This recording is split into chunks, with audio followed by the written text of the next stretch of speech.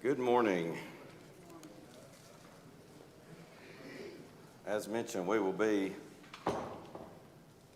picking up with some more introductory material, maybe getting into the text of Ecclesiastes this morning.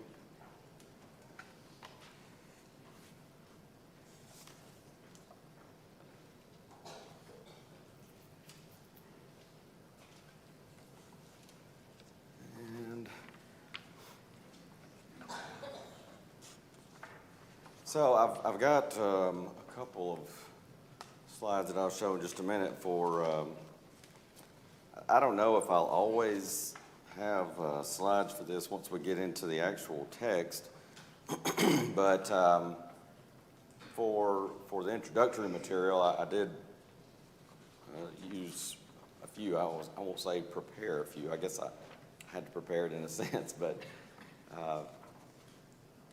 if you recall from our Proverbs study on Wednesday nights, if you're in that class or were in that class, whether the previous spring quarter or as we picked up again beginning this past Wednesday night, we started off looking at a picture graphic that was done by this group called the Bible Project.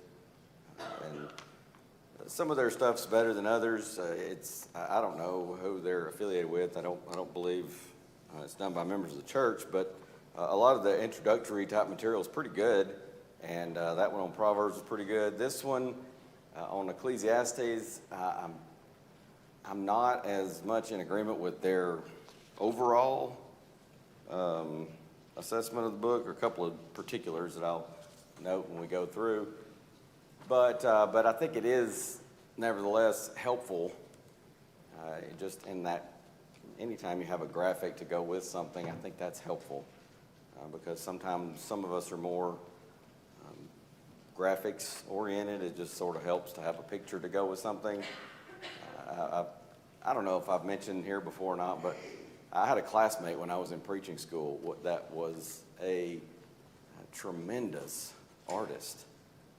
He could just sketch things out very quickly. In fact, sometimes on some of those days that we all had in school where it's just maybe you're tired or whatever, it's hard to take notes because you're just so sleepy or tired or whatever. Sometimes he would, and sometimes even on a normal day while he's taking notes, he might just kind of on the side be doodling something, but usually it'd be something related to whatever book we were studying or subject we were studying that day. And I mean, it would just be amazing. So sometimes I'd tell him I'd be reading something like Ezekiel 1. And you read about Ezekiel's call and this great throne scene that he sees and the cherubim. And it's just hard for me to envision and picture stuff like that sometimes. I'm not very good at that. But he could. And I remember one time saying to him, could you draw me a picture of Ezekiel 1? Because a lot of what you see when you look, you find images online. Of course, Google Images and all didn't have the proliferation that it does now. But he was just very, very good at that. And so I think that even though there are a couple things that I kind of go, I don't know about that on this Bible Project graphic for Ecclesiastes, I think there is a benefit in seeing that in graphic form to get the big picture of the book before we start looking at the individual sections. So I mentioned some of these things last week, so I'll move quickly. Ecclesiastes is part of the wisdom literature section of the Old Testament. I don't know that I mentioned that last week, but it is helpful sometimes to know what section. We sometimes divide the Bible into sections. You've got the books of law, the Pentateuch, first 5 books of the Old Testament. You got the books of history, Joshua through Ezra, Nehemiah, Esther. Joshua through Esther would be what we would call history of the Jewish nation. You got the section of prophecy. We sometimes divide that up into major prophets, minor prophets. The only difference being major prophets are longer. So you have prophecy, and you also have this section that we refer to many times as wisdom literature. Some people call it poetry. You may hear it either way. I was trying to think. Sometimes I feel like I've heard another term used for that. It's not coming to me. But anyways, this is part of that wisdom literature or poetry section. of the Old Testament. The other books being Job, Psalms, Proverbs, and Song of Solomon. So 5 books that make up this section. And when we introduced Proverbs, we talked a little bit about this. The concept of Proverbs being truisms. And does anybody remember a good definition for how we would define a truism? I feel like I did a bad job teaching this now. A truism would be something that is generally the case, but it's not meant to say that this is always how it is, because we've been studying through Proverbs, and if you've ever even just kind of glanced at Proverbs very much, most of us have, you know that there are things in there, statements that you kind of go, well, I can tell you an exception to that I know of in my own experience. The way of transgressors is hard, Proverbs 13:15 says. And yet, who among us can't say, well, I know this person, that person, maybe several people, that they're not trying to live godly lives, and they seem to be doing quite well. Don't seem to be having any difficulties.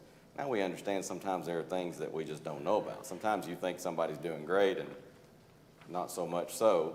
Maybe it's just something that's not publicly, outwardly visible. But there are exceptions, because life is complicated. People have free will. There are a lot of things that factor into that. But truisms are generally the way something is going to go. We mentioned in that Ecclesiastes and Job in particular are 2 books that really start to deal with some of the exceptions to that, and some of the difficulty that can cause for us if we are godly people and we're striving to do what's right. And you say, well, over here the wise man says, follow God and you'll have blessings and length of days.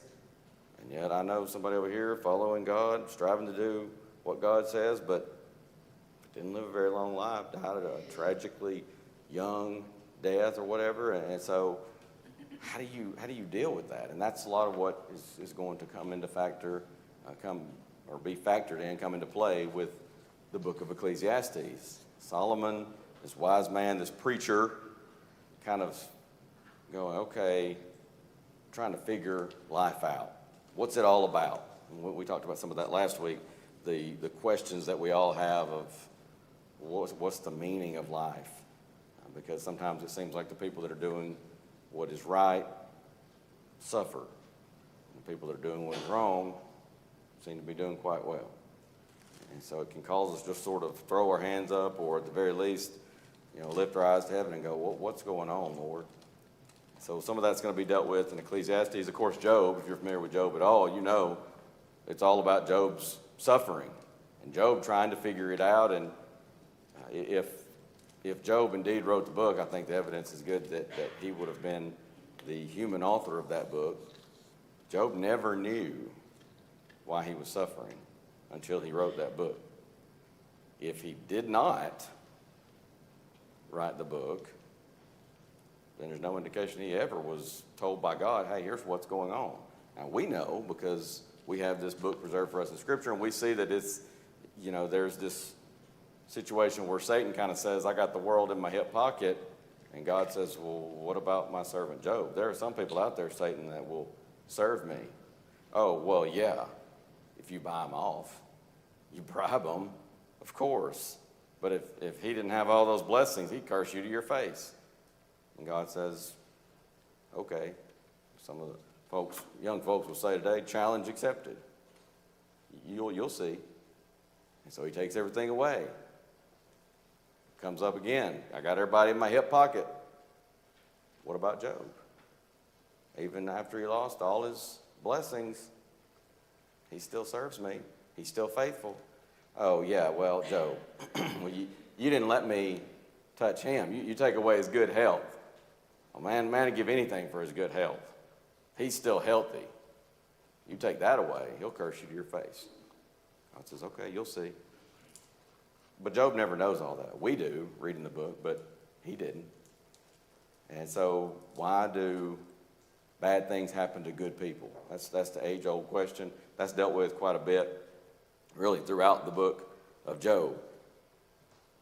As the Bible Project people put it this way, as far as Proverbs, Ecclesiastes, and Job, those three books, they're all dealing with the question of what does it mean to live well in this world. I think that's a good way of putting it. Maybe a little bit more, maybe that might be a little too concise, too narrow. What does it mean to live well in this world? What is the meaning of life? How do we explain the exceptions to some of these truisms? And all of that, I think, factors in. But then they mention in their materials, it's not in this graphic that I'm going to show in just a moment, but I do like this illustration. So when you think about Proverbs, think of a bright, young teacher. And it's clear in Proverbs, we talked about it in our Wednesday night class, that you have a father kind of instructing his son, and it's often addressed that way even just to the general reader. But you also have a lot of instances where wisdom is personified and pictured as a lady, and especially in contrast to the wicked woman, the woman who would cause a man to fall into sin and adulterous behavior and things like that. But they say, think of this bright, young teacher, might even would say a very optimistic outlook, and she is all about pursuing wisdom. And as they define wisdom, it's this attribute of God woven into reality, just woven into the very fabric of the universe, so to speak. But she's optimistic that if you use wisdom, if you seek wisdom diligently, you obtain it, that you are going to build a successful life. But then when you get to Ecclesiastes, they say, think of Ecclesiastes as like a sharp, middle-aged critic who is saying, oh, you think wisdom will bring you success, huh? Well, think again, buddy. Because life under the sun here on earth, it's just meaningless. And so when you start off with Ecclesiastes, and we did touch on this last week, it's kind of a bleak outlook at first. But you have to look at the big picture when it comes to Ecclesiastes. Now, Job, obviously we're focusing on Ecclesiastes, and so we won't get in depth into Proverbs or Job, although we are studying Proverbs on Wednesday nights. Job is going to bring a final much-needed perspective on this journey to true wisdom in the best life, and understand that even in times of suffering, I may not know exactly what's happening, I may not know exactly what's going on or why this is happening to me, but even in times of suffering, I can still be faithful to God, I can still trust in God, and know that He's not just ignoring me, He hasn't just forgotten me, and so on. But with Ecclesiastes, again, think of like this sharp middle-aged critic saying, oh, you think wisdom's going to bring you a successful life. Well, think again, because life here on this earth, it's just meaningless. And that phrase about meaningless is typically translated something like, I didn't pull up my parallel. Oh, wait, I'm in Blue Letter Bible. Hang on. I like to be able to compare versions. So King James and New King James have vanity of vanities, says the preacher. Anybody got a different version? I thought I had. I did. I remember I closed that out last week. Let's see. I was curious to see what the ESV had. It's got vanity also. I was thinking there might be a version that had something slightly different, but maybe not. Nope. Every version I'm seeing says vanity. But we would say meaningless, emptiness, vanity, You understand, we know what that word means as we use it in that way. But that phrase is used a lot. And as they say in their introductory material, this Bible Project outfit, they say, he wants to turn our view of the world upside down. And I put a note in my notes that it might be more accurate to say his goal is to turn our view of the world right side up. And sometimes we misunderstand. And so he's going to explore three really disturbing things about the world, about life. And those are, number one, the march of time. This seemingly endless cycle of time. People are born, people die. And eventually, they're forgotten. And so amid this backdrop, my entire existence in this life, even if I live a good, long life, even if I accomplish much in this life, against that backdrop, my life, your life, is just a tiny little blip in this cycle of time. So that's the first thing. Number two, really disturbing thing about the world that he's going to center in on, and we touched on this last week as well, we're all going to die. If you're a person, if you're an animal, you are going to die. Rich, poor, one event happens to them all, he'll say. You may be godly, you may be ungodly. You may be a person who fears God, you may not even believe in God. One event happens to them all, death. All this life, all this madness, all this chasing after whether it's wealth or material wealth, it might be hedonistic pleasures and things like that, all that. And then we all join the dead. And then number three, really disturbing fact that he's going to talk about a lot is the random nature of life. And this is interesting because when you contrast that, you see a marked contrast with Proverbs, where in Proverbs there's a clear cause and effect. Fear God, things will go well for you. If you're a fool, you're going to have a hard time. You're going to have a difficult time. If you refuse to listen to wisdom, if you refuse to listen to God, life's going to be tough. If you listen to God, it's going to go well. You strive to get along with people. You strive to follow God. You're going to have good relationships, good life. Clear cause and effect. And yet, again, life doesn't always work that way. As they put it in their material, he observes a glitch in the system. I kind of like the way that they worded that. It looks like there's this glitch in the matrix. And he says, it just doesn't always work out that way. And there's one verse in particular I think really brings this out. If you got your Bibles open to Ecclesiastes, go to chapter 9.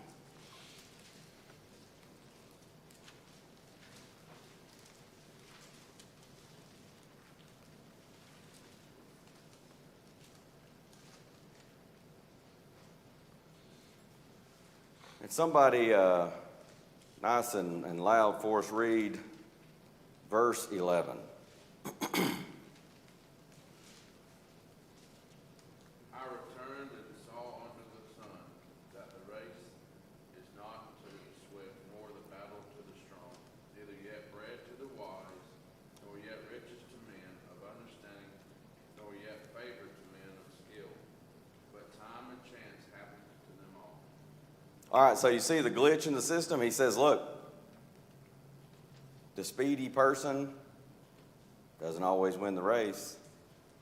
In fact, we have a fable that we sometimes talk about, studied maybe when we were just children. What is that? The tortoise and the hare, right?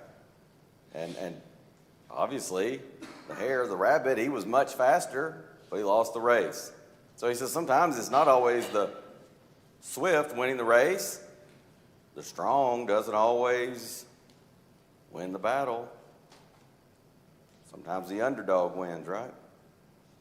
neither yet bread to the wise. Sometimes even the wise are going hungry.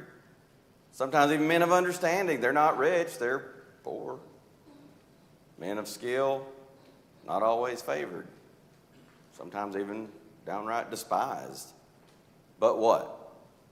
What's that last phrase? Time and chance happen to them all. Sometimes, and again, to bring out a modern saying that kind of deals with this, we sometimes talk about something, oh, I don't understand this. And we sometimes say that here's a person that was in the wrong place at the wrong time. Many times through no fault of their own. Sometimes something good happens. And sometimes you have a person who is a humble person, they'll say, well, you know, wasn't anything that I did. I just happened to be in the right place at the right time. Sometimes we're in the wrong place at the wrong time. Time and chance.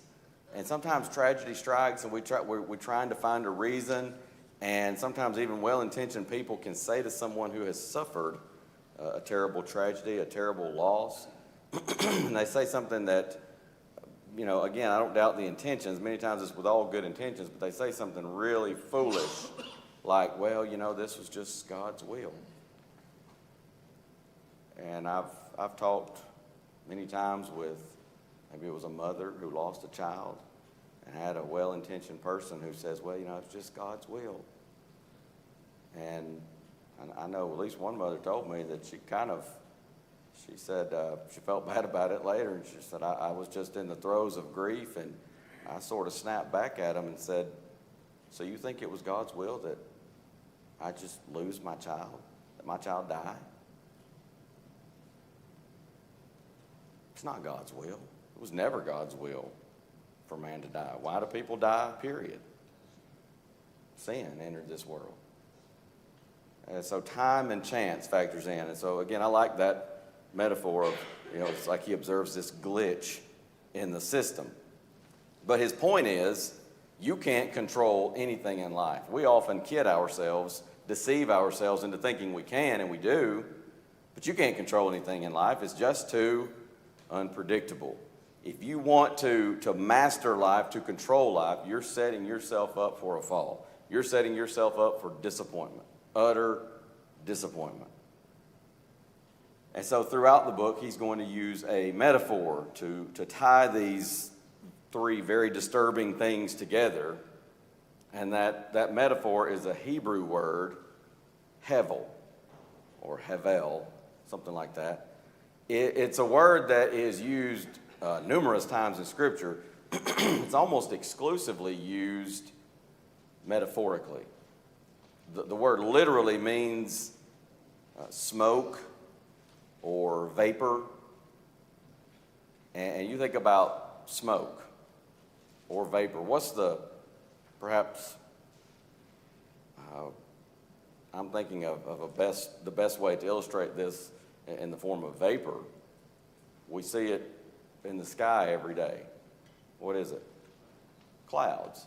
Even vapor can be very thick. I mean, you see a huge, thick cloud come in front of the sun on a bright, sunshiny day, and sometimes you can see those clouds, and sometimes they're moving very quickly. And I remember, you know, especially in my youth, sometimes we just lay out on the grass and watch the clouds, and every now and then one just come right in front of the sun. And I mean, it was like somebody had a dimmer switch on the world and just turned it down a little bit right in that moment, at least till that cloud passed by. So even vapor can be very obscuring, but especially smoke. Smoke can be so thick that you can't even see in front of you. It can seem of such substance, smoke or vapor, and yet, if you reach out and grab it, what happens? It just slips right through your fingers. You can't grab a hold of smoke or vapor. So he uses that metaphor, hevel, over and over again. Again, almost always in the Bible, I found something, I can't remember. I was looking at a particular source and came up with, I think, 5 instances in Scripture where that word is used literally. I'm thinking Old Testament, obviously, because in the New Testament it'd be in Greek. But it is sometimes used like man's existence is like a breath. And that word hevel is used. But like smoke, life is mysterious, it's mesmerizing, sometimes confusing, it's beautiful. It takes shape, one shape, and then sometimes just almost in an instant it takes another. Smoke, vapor, it looks solid, but when you try to grab it, it's going to slip right through your fingers. And when you're stuck in the midst, right in the thick of smoke or in the thick of fog, that's another, of course, fog is just clouds that are down closer to the earth, but sometimes we see it even with fog. When you're stuck in the midst of fog, when you're stuck in the midst of smoke, it's impossible to see clearly. Meaningless is not necessarily the best translation they go on to say. He's not saying that life is just completely without meaning in that sense. And that's why they will use, these Bible Project folks use that word, a transliteration of that Hebrew word, hevel. They use that instead of vanity or meaningless, because vanity means meaningless or empty. And he's not really saying that throughout the book necessarily, although, again, this is where I sometimes would diverge from that a little bit, because at times it seems to me pretty clear that is what he's saying. But again, you have to keep the big picture in mind. He's saying meaningless, empty, worthless, apart from God. But a lot of times he's using it to say not necessarily that life is meaningless, but just that it's not always clear. Like smoke, life can be confusing, disorienting, and uncontrollable. But the author does acknowledge the perspective of Proverbs, that it's best to learn wisdom, to live in the fear of God. It doesn't guarantee success, but he knows that's the right thing to do, to seek wisdom, to learn it, to live it, and to live your life in the fear of God. But, second of all, he will acknowledge that since you can't control life, stop trying. You really have control over one thing and one thing only, and that is your attitude toward the present moment, how you live your life. Trying to control things myself is going to lead me to worry, it's going to lead me to anxiety, and instead I need to learn to enjoy the simple things. And sometimes from time to time in the book, you'll notice this, he'll hone in on those simple things in life. Things like the company of friends, just the sun on your face, a good meal with friends or family, loved ones. Even the difficult moments, they can teach us and remind us of these things. And so, listening to all this, it can be painful. It can lead us to a very fatalistic and defeatist mindset. Again, if you don't look at the big picture of the book. And so he concludes the book with, after all this, he concludes with chapter 12, verses 9 through 14. He says, don't lose hope. Keep your trust in God. Be humble. And he lets us know life does have meaning, even when we can't make sense of it. And that is so important to remember. And that's why I think this is one of the most relatable books in all of Scripture. He says, even when you can't see it, life does have meaning. And he assures us one day God will clear that hevel and bring his justice on all things, all things and all people. And so he closes with the proper response in life. Any situation, any circumstance, fear God and you keep his commandments. This is man's all. And he reminds us that one of the reasons for that is that puts true meaning in life personally, but also because God will bring every work into judgment with every secret thing, whether it be good or whether it be evil. So that's kind of the summarization here of what we'll look at with this graphic. Now, as we did with the Proverbs graphic, we'll zoom in and look at this because there's a lot going on here. So that's the big picture. I don't know, how well can you see that in the back? Probably not the text very well, but hopefully you can see these sections here and here are kind of just more summary. Here you see the breakdown of chapter 1, and then the main text of the book, 1:3 through 12:7, 11:7 through 12:7. This section talking a lot about death. There you see death and time we talked about. Again, we'll zoom in on this just a moment. And then the conclusion and evaluation there. All right, so zooming in. Again, these are the words of Kohelet, is the Hebrew word. It means teacher, or one who gathers an audience together. So it could be teacher, it could be preacher. Sometimes it's translated as preacher. I don't know, does anybody have a version that has teacher? I don't know if I've ever seen teacher. I think it's usually translated as preacher.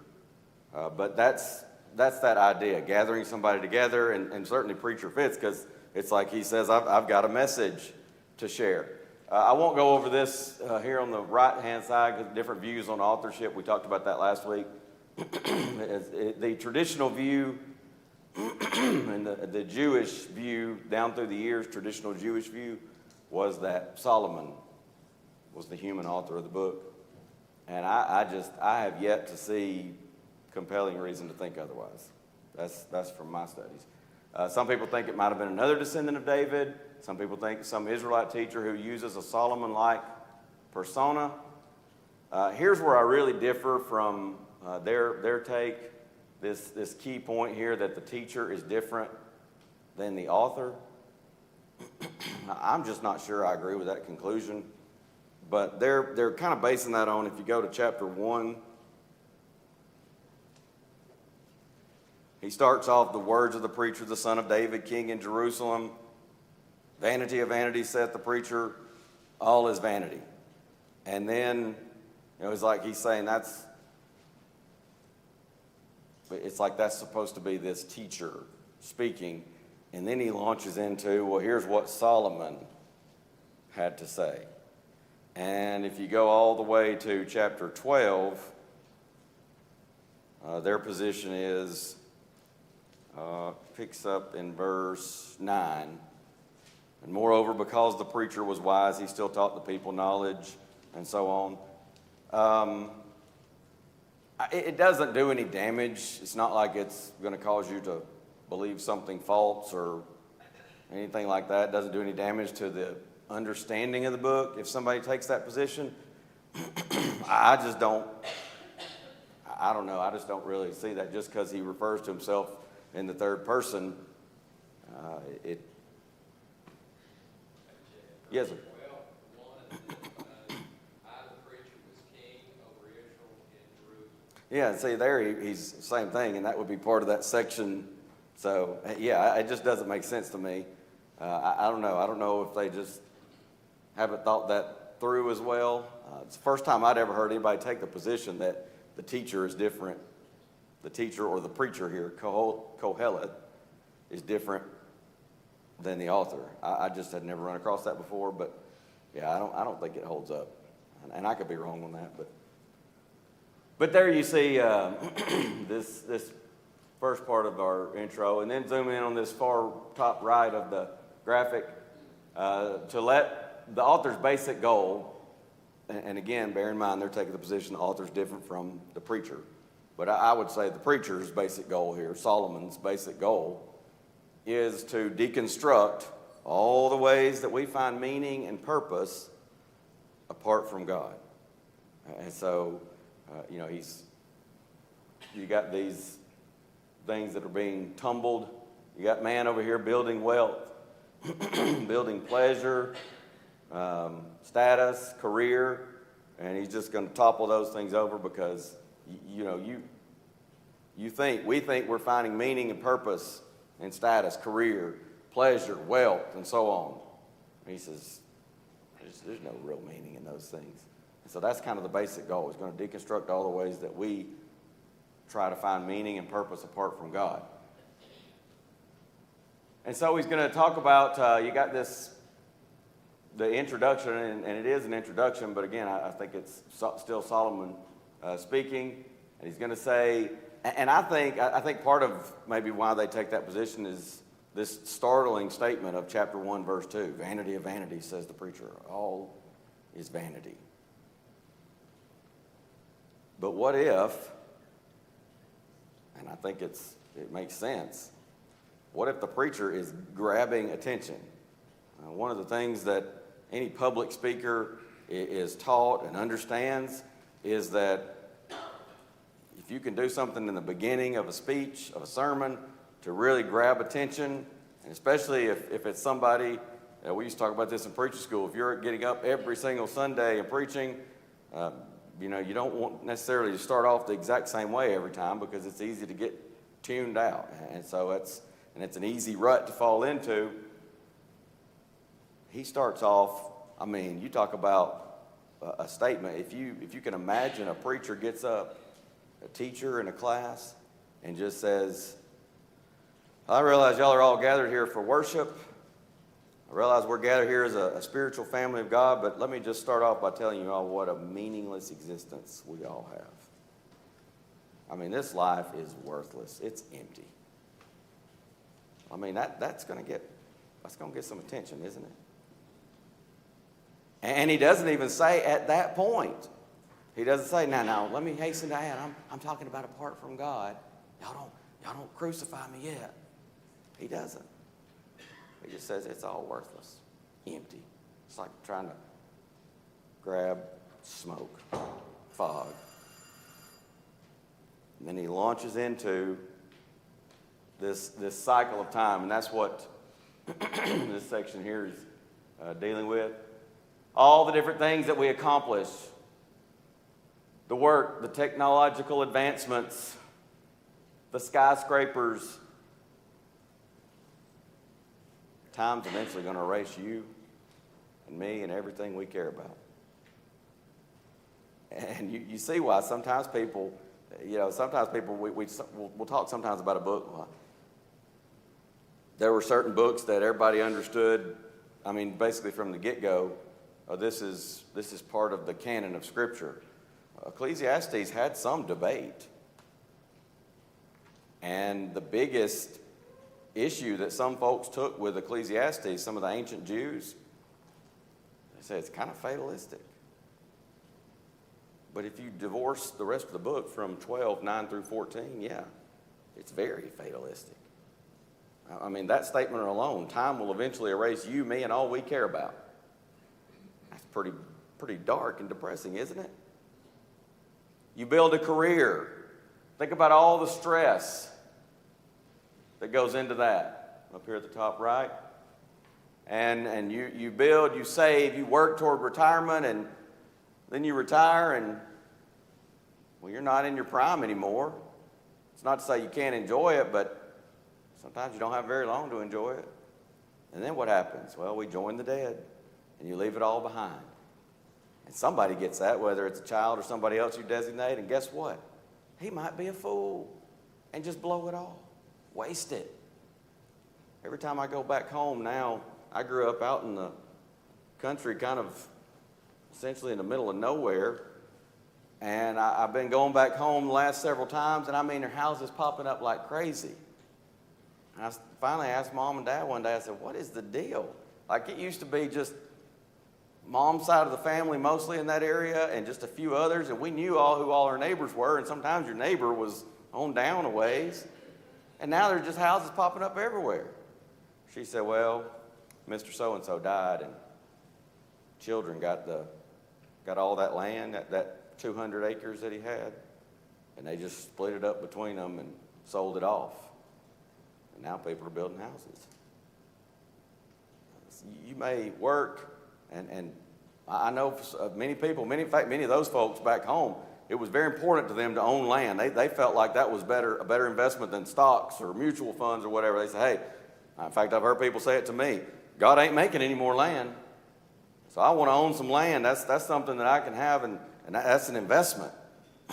But one day we're gone, and are our children going to feel the same way about that as we do? Maybe, maybe not. Pleasure.